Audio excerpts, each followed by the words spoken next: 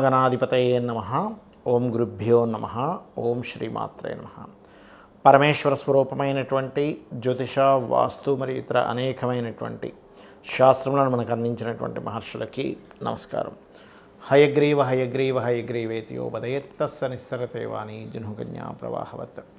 అరుణాం కరుణాతరంగితాక్షీం ధృతపాశాంకుశపుష్పబాణచాపాం అనిమాదిభిరావృతాం మయూకైః అహమిత్యేవ విభావయే భవానీం. శ్రీమాత్రే నమః. ప్రేక్షకులకి లలితాంబిక అమ్మవారి యొక్క అనుగ్రహం పరిపూర్ణంగా కలగాలని మనస్ఫూర్తి కోరుకుంటూ మనం ఈరోజు విశ్వవసు నామ సంవత్సరం కొత్త సంవత్సరం ఉగాది నుంచి గ్రహాలు ఏం మారనున్నాయి, అదేవిధంగా మనం కొత్త సంవత్సరం అనగానే పంచాంగం తీసుకొని చూస్తాం. ఆదాయము, వ్యయము, రాజ్యపూజ్యము, అవమానము. అంటే మనకెంత ఈ సంవత్సరం ఆదాయం ఎంత ఉంది, ఫైనాన్షియల్గా గ్రోత్ ఎంత ఉంది, ఖర్చు ఎంత ఉంది, మనల్ని మెచ్చుకునే వాళ్ళు ఎంతమంది ఉన్నారు, ఇబ్బంది పెట్టే వాళ్ళు ఎంతమంది ఉన్నారు అనేటువంటి చూస్తాం. అయితే ఇందులో గ్రహాల యొక్క ప్రభావం ఎంత ఉంటుంది. ఒక్కొక్కసారి మనకు ఆదాయం బాగా కనిపిస్తుంది, ఒక్కొక్కసారి బాగా లోలో కనిపిస్తుంది. అవమానించే వాళ్ళ సంఖ్య తక్కువగా ఉంటే ఒక్కోసారి ఎక్కువగా ఉంటుంది. మరి దీన్ని ఇలాగే అనుభవించాలా, దీనికి ఏదైనా మనం కొన్ని చిన్న చిన్న పరిహారాలు చేసుకొని కూడా, చాలా పరిహారాలు ఉంటాయి, అందులో నేను మీకు కొన్ని చెప్తాను, చేసుకుంటూ కూడా మనం దీని నుంచి అధిగమించవచ్చా అనేటువంటి విషయాలు తెలుసుకుంటూ, అదేవిధంగా ఈ సంవత్సరం మనకి మేజర్ ప్లానెట్స్ అయినటువంటి రాహుకేతువులు మనకి రాహు కుంభంలోకి, కేతు సింహంలోకి మార్పు చెందుతున్నారు. దీనివల్ల ఇది ఎప్పటి నుంచి, జూన్ నుంచి మారుతారు. ఈ శని భగవానుడు విశ్వవసు నామ సంవత్సరం రాగానే అంటే దాదాపుగా మార్చ్ ఎండింగ్లో మారిపోతాడు. అదేవిధంగా జూపిటర్ కూడా, అంటే గురుగ్రహం కూడా మే 15వ తేదీ నుంచి మారుతుంది. అయితే ఇప్పుడు వక్రించుకుంటూ వెనక్కి వచ్చిన కుజుడు తర్వాత నీచ పొంది ఉంటున్నాడు. కాబట్టి కొంచెం ఈ విశ్వవసు నామ సంవత్సరం వచ్చే వరకు కూడా కొంచెం ఈ గొడవలు కావచ్చు, తోకిసలాటలు కావచ్చు, కొంచెం ఇట్లాంటివి పెరుగుతూ ఉంటాయి. అయితే ద్వాదశ లగ్నాల వారికి, లగ్నం తెలియని రాశి వారికి అసలు ఆదాయ వ్యయాలు, రాజ్యపూజ, అవమానాలు ఎలా ఉన్నాయి అనేటువంటి విషయాలు చెప్తుంది నేనైనప్పటికీ కూడా చెప్పిస్తుంది సాక్షాత్ లలిత అమ్మవారిగా భావిస్తూ ఒక్కొక్క రాశి గురించి మనం తెలుసుకుందాం. ముందుగా మేష లగ్నము, లగ్నం తెలియని వారు రాశి నుంచి చూసుకోండి. మేషరాశి వారికి కనుక చూసుకున్నట్లయితే ఇక్కడ ఆదాయ వ్యయాల విషయంలో చూసుకుంటే ఆదాయం 2, వ్యయం 14గా ఉంది, 14గా ఉంది. ఆదాయం 2, వ్యయం 14, రాజ్యపూజ్యం 5, అవమానం 7. మనకి పంచాంగాల్లో ఇస్తుంటారు ఈ సంఖ్య. అయితే దీనికి మరి నిజంగానే ఆదాయం 2లోకి ఆగిపోతుందా అంటే, మే వరకు మాత్రం మీకు గురువు 2లో ఉన్నాడు. 2లో ఉన్నటువంటి గురువు ఖచ్చితంగా మీకు ఫైనాన్షియల్ గ్రోత్ మే 15 వరకు ఇస్తున్నాడు. ఒకవేళ విశ్వవసు నామ సంవత్సరం వచ్చిన మరి దాని తర్వాత 3లోకి వెళ్ళిపోతుంది కదండి అంటే, ఇక్కడ సింపుల్గా ఏం లేదు. కొన్ని ఖర్చుల విషయంలో అంటే కొన్ని కమ్యూనికేషన్లో మిస్కమ్యూనికేషన్ వచ్చి ఖర్చు పెట్టడం జరుగుతుంది. ఎందుకంటే వ్యయం 14 అయింది కాబట్టి ఈ ఒక్క విషయంలో జాగ్రత్తగా ఉండాలి. అదే కాకుండా మనకి షష్టగ్రహ కూటమితో ప్రారంభం అవుతుంది ఈ సంవత్సరం. 6 గ్రహాలు ఇక్కడ ఉంటాయి. మీరు చూడండి కావాలంటే ప్లానటరీ పొజిషన్స్లో 6 గ్రహాలు ఉంటూ మళ్ళీ అందులోంచి ఒక గ్రహం బయటికి వెళ్ళి 5 ఉండడము, దాని తర్వాత 4, అట్లాగా ఒక 14 రోజుల పాటు కలిసి ఉంటాయి ఒక 5 గ్రహాలు అయితే ఖచ్చితంగా. కాబట్టి మీరు ఇన్వెస్ట్మెంట్స్ చేసే విషయాల్లో కాస్త చూసి చేయండి. సర్వసాధారణంగా ఏంటంటే ఈ గురువు 2వ స్థానంలో ఉన్నప్పుడు 12వ అధిపతి ఖచ్చితంగా ఏదైనా ల్యాండ్ కానీ గృహం కానీ కొనుగోలు చేయడం జరుగుతుంది. మరి ఇక్కడ ఈ 2వ స్థానంలో ఉండేటువంటి గురువు మే 15 నుంచి 3లోకి వెళ్ళిపోతున్నాడు. కాబట్టి ఈ సంవత్సరం మన యొక్క రాశి సంబంధించిన పరంగా విశ్వవసు నామ సంవత్సరంలో ఆదాయ వ్యయాల్లో 2, 14 ఉంది కదా. దీన్ని మరి ఎట్లా పెంచుకోవాలి అంటే, లలితా సహస్రనామాల్లో ఓం సంపత్కరీ సమారూఢ సింధుర వ్రజ సేవితాయ నమః అనే నామం ఖచ్చితంగా మీకు ఆదాయం పెరిగేలా చేస్తుంది. వ్యయం తగ్గించుకోవాలంటే సహజంగానే మీకు ఏలినాటి శని నడుస్తుంది. ఇప్పుడు నెక్స్ట్ విశ్వవసు నామ సంవత్సరంలో శని ఇక్కడికి మారుతాడు. కాబట్టి బెల్లము గోవుకు తినిపించడము, నువ్వులు దానంగా ఇవ్వడము, మీకు దగ్గరలో ఆలయంలో ఏదైనా శివాలయం ఉన్నట్లయితే పర్టికులర్గా మీకు అక్కడ నూనె దానంగా ఇవ్వడం చేయండి. ఖచ్చితంగా మీకు ఆ యొక్క వ్యయం అనేటువంటి తగ్గుతుంది. ఇక రాజ్యపూజ్యం, అవమానం తీసుకున్నట్లయితే రాజ్యపూజ్యం 5, అవమానం 7 ఉంది. అంటే మిమ్మల్ని మెచ్చుకునే వారి సంఖ్య 5 ఉంటే ఇబ్బంది పెట్టేవారి సంఖ్య 7గా ఉంది. అంటే దీన్ని మరి ఎట్లా మార్చుకోవాలి అంటే, ఎప్పుడు కూడా రాజ్యపూజ్యం అనేటువంటిది మీకు పెరగాలి అంటే ఎక్కువగా మీరు చేయవలసినటువంటిది ఆ, శనికి సంబంధించినటువంటి దీపారాధన లేదా వెంకటేశ్వర స్వామి యొక్క ఆరాధన చేస్తూ ఉంటే రాజ్యపూజ్యం పెరుగుతుంది. అవమానం విషయంలో చూసుకున్నట్లయితే మీరు కాస్త ఈ గొడవల్లోకి ఎంటర్ అవ్వడం వల్ల కొంత అవమానం మొదటి 3 నెలలు చూపిస్తుంది. సహజంగానే మీకు కమ్యూనికేషన్స్ కారకుడు బుధుడు అవుతాడు. అందరికీ బుధుడే, కాకపోతే మీకు పర్టికులర్గా థర్డ్ లార్డ్ కూడా అవుతాడు, 3rd and 6th లార్డ్ అవుతాడు. కాబట్టి కొంచెం అప్పులు ఇవ్వడం, అప్పులు తీసుకోవడం, ఈ మిస్కమ్యూనికేషన్స్ విషయంలో అనవసరం గొడవల్లోకి ఎంటర్ అవ్వడం లాంటివి చేయకండి. అదేవిధంగా కాస్త పెసలు, కందులు దానం ఇస్తూ ఉండండి. అవమానాలు కూడా మీకు తగ్గడం జరుగుతుంది.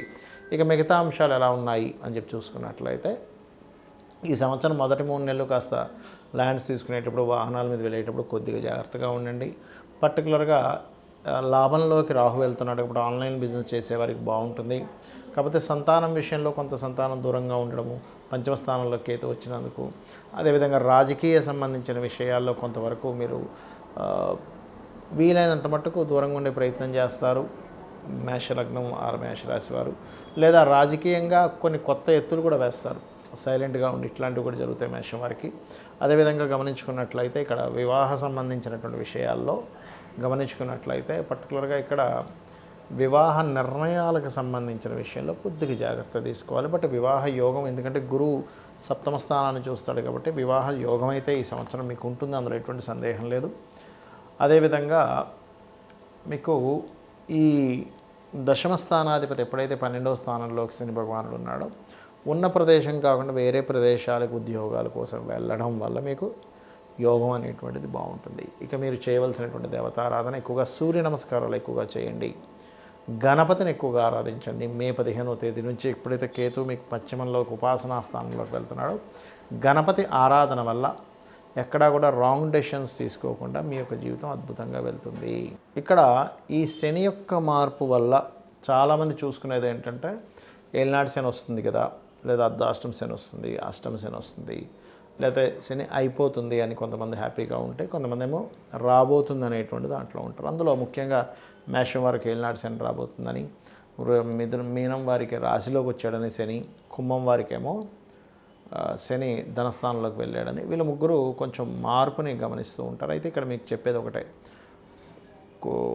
శని ఎక్కడున్నా అంటే మీ జన్మజాతకంలో ఎనీ హౌస్ గుర్తుపెట్టుకోండి, ఆ హౌజ్కి సంబంధించిన విషయంలో కొంచెం స్ట్రెస్ అవుతూ ఉంటుంది, గుర్తుపెట్టుకోండి. లగ్నం నుంచి 8వ స్థానంలో ఉన్న, కాకపోతే కొన్నిసార్లు ఏమవుతుందంటే మీకు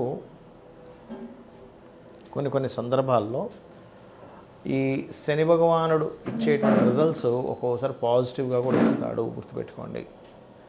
ఎప్పుడూ నెగిటివ్గా ఉంటుందని రూల్ లేదు. కాకపోతే పాజిటివ్గా ఇవ్వాలి అంటే మీరు చేయవలసింది ఏమిటి తెలుసుకోండి ముందుగా. ఇక్కడ ఇంకొక విషయం చెప్పి నేను మీకు పరిహారం చెప్తాను శనికి సంబంధించిన విషయంలో. ఒకటి, శని నడుస్తుంది కదా వివాహం అవ్వదు అనుకుంటే తప్పు. శని భగవానుడు నడుస్తున్నాడు కదా, ఎక్కడ కూడా మీకు వివాహంతో పాటు సంతానం కలగదేమో అనుకుంటే కూడా తప్పు. రాజకీయంగా రాణించాలనుకుంటే కూడా తప్పు. ఎందుకంటే ఇక్కడ ఎప్పుడు కూడా శ్రమకారకుడు. ఉద్యోగాలు వస్తాయి, వివాహాలు అవుతాయి, రాజకీయంగా రాణించడం జరుగుతుంది, సంతానం కూడా కలగడం జరుగుతుంది. కాకపోతే ప్రతిదీ కూడా కొంచెం స్ట్రెస్ఫుల్గా వెళ్తూ ఉంటుంది, పెయిన్ఫుల్గా వెళ్తూ ఉంటుంది. ఇది కొంచెం చూసుకోవాలి, గుర్తుపెట్టుకోండి. మరొక విషయం ఏంటంటే ఇక్కడ గమనించుకున్నట్లయితే ఈ యొక్క ప్రభావం ఏదైతే ఉందో శనికి సంబంధించిన ప్రభావం, పర్టికులర్గా మీరు ఎవరైతే రెగ్యులర్గా అంటే ఏలినాటి శని, అర్ధాష్టమ శని, అష్టమ శని నడిచేటువంటి వారు, లేదా శని దశ నడుస్తుంది కొంతమందికి ఆ శని దశ, శని మంచి పొజిషన్లో ఉంటే మంచి ఫలితాలు కూడా ఇస్తాడు, బ్యాడ్ పొజిషన్లో ఉంటే ఆ 19 years ఆఫ్ శని దశ ఇబ్బంది పడుతూ ఉంటారు. దీనికి పరిహారం ఏమిటి అంటే, ఫస్ట్ ఆఫ్ ఆల్ మీరు నిత్యము ఉదయము సాయంత్రము దీపారాధన చేయడం ప్రారంభించండి, ఒకటి. రెండవది, వీటితో పాటు ఇందాక మనం చెప్పుకున్నటువంటి ఏలినాటి శని, అర్ధాష్టమ శని, అష్టమ శని నడుస్తున్నటువంటి వారు మధ్యాహ్నం పూట నిద్రపోకండి. ఇది చిన్నపిల్లలకి, స్త్రీలకి, లేనట్లయితే ముసలి వాళ్ళకి ఇది వర్తించదు. యువకులకి అంటే దాదాపుగా ఒక 15 years ఆఫ్ ఏజ్ నుంచి దాదాపుగా 50 to 55 వరకు కూడా ఇది మధ్య వయస్కులకి కూడా ఇది వర్తిస్తుంది. యువకులకి, మధ్య వయస్కులకి కూడా మధ్యాహ్నం పూట నిద్రపోకండి. ఇక నైట్ డ్యూటీస్ చేస్తాము, పొద్దున్న కాసేపు నిద్రపోదామంటే దట్ ఈస్ డిఫరెంట్ థింగ్. మీరు నైట్ డ్యూటీ చేసే వాళ్ళ గురించి కాదు ఇది. కానీ రెగ్యులర్ డ్యూటీ చేసేవారు ఈ సమయాల్లో నిద్రపోతే మీకు ఎఫెక్ట్ ఇస్తుంది, సాటర్న్ యొక్క ఎఫెక్ట్ ఇస్తుంది. లేదంటే పొద్దున్నే 4 o'clock లేస్తానండి, నేను ఒక పని ఉంటుంది, మధ్యాహ్నం కోసం పడుకోవాలంటే దట్ ఈస్ డిఫరెంట్ థింగ్. అది. మూడవది ఏంటంటే గోవుకి ఎక్కువగా బెల్లము తినిపిస్తూ ఉండండి. మీరు ఎంత గోవులకు బెల్లం తినిపిస్తూ ఉంటే శని ప్రభావం అంత తగ్గుతుంది. మరొకటి, దగ్గరలో శివాలయం ఏదైనా ఉన్నట్లయితే నూనెని చక్కగా దీపారాధనకు వాడేటువంటి నూనెని తీసుకొని వెళ్ళి శివుడికి అక్కడ దీపారాధనకి వాడుకోమని ఇవ్వండి. ఇది మెయిన్గా గుర్తుపెట్టుకోండి. దీంతోపాటు మరి కొంతమందికి కాలసర్ప దోషం ఉంది కదండి నాకు అంటూ ఉంటారు. కానీ ఈ మధ్య నేను చూస్తున్నాను కదా చాలామందికి వాళ్ళు కాలసర్ప దోషం ఉందని నాకు చూపిస్తారు. తిరాల్సిన రోజు కాలసర్ప దోషం ఉండదు. ఒకటే గుర్తుపెట్టుకోండి, కాలసర్ప దోషము ఎవరికి చూడమని చెప్పారంటే జన్మజాతకానికి చూడమని చెప్పలే అసలు. మీకు ఒకవేళ అంతగా కాలసర్ప దోషం వల్ల ఇబ్బంది పడుతున్నాను అని అనుకుంటే కాళహస్తికి వెళ్ళిరండి, ఈశ్వరానుగ్రహంతో ఆ దోషం తగ్గిపోతుంది. ఒకటి, ప్రపంచ దేశాలకి ఏం జరుగుతాయి, అసలు దేశంలో కరువు వస్తుందా, సునామీ వస్తుందా, ఒక జబ్బు వస్తుందా, యుద్ధం వస్తుందని చెప్పడానికి కాలసర్ప దోషం వాడమని చెప్పారు. అయితే ఇక్కడ మీకు మీరుగా చూసుకోవడానికి కాలసర్ప దోషం ఎప్పుడు కూడా, ఇప్పుడు ఉదాహరణకి రాహువు కేతు ఇలా సమసప్తకాల్లో ఉంటారు కదా, ఈ సమసప్తకాల్లో రాహుకేతువులు ఉన్నప్పుడు అంటే ఎక్కడున్నా కూడా మేషం నుంచి మీనం వరకు రాహు ఎక్కడున్నా కేతు ఎక్కడున్నా కూడా ఇలాగే 1/7 యాక్సెస్లోనే ఉంటారు వీళ్ళు. అంటే ఇక్కడ కానీ ఇలా కానీ లేకపోతే ఇలా, అంటే దాదాపుగా ఇలా కానీ మొత్తం మీద ఆ రకంగా ఉన్నప్పుడు ఈ రాహుకేతువులకి మొత్తం ఒకవైపు గ్రహాలన్నీ, అంటే రాహు నుంచి కేతు వరకు మొదలు పెట్టుకుంటే ఇలాగ అన్ని గ్రహాలు వచ్చేసాయి, లేకపోతే ఒక దగ్గర అన్నీ కూడి ఉండిపోయాయి, ఒకవైపు ఏ గ్రహం కూడా లేదు, దాన్ని కాలసర్ప దోషము అంటారు. సింగిల్ గ్రహం బయట ఉన్నా అది క్యాన్సిల్ అవుతుంది, గుర్తుపెట్టుకోండి. ఇది దోషం. అంతేగాని చాలామంది ఏం చేస్తున్నారు, ఏమంటే నాకు ఉందంట అని చెప్పారని చూస్తే 2 గ్రహాలు ఒక గ్రహం బయట ఉంటుంది, మిగతా గ్రహాలు అక్కడ ఉంటాయి. అది కాదు. సో ఫస్ట్ అది తెలుసుకోండి. అలాగే ఒకవేళ ఉన్నా కూడా కొంపలు మునిగిపోయేది ఏం లేదు. పెద్ద పెద్ద వాళ్ళకి 140 మంది ప్రెసిడెంట్లకు ఉంది కాలసర్ప దోషం.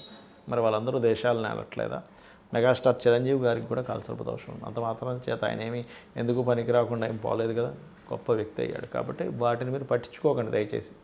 దశేం నడుస్తుంది, మీరు ఏ ప్రయత్నం చేస్తున్నారు, దానికి సంబంధించిన స్పెసిఫిక్గా అదేం ప్రయత్నం చేస్తున్నారు, ఏ బిజినెస్లోకి వెళ్తున్నారు, మీరు చేసే ప్రయత్నానికి ప్లాంటరీ పొజిషన్స్ గోచారం కానీ మహాదశ లేదా అంతర్దశలు కానీ ఎంతవరకు సపోర్ట్ చేస్తున్నాయి, సపోర్ట్ చేయట్లేదు, మీకు అది యోగం ఉందా లేదా.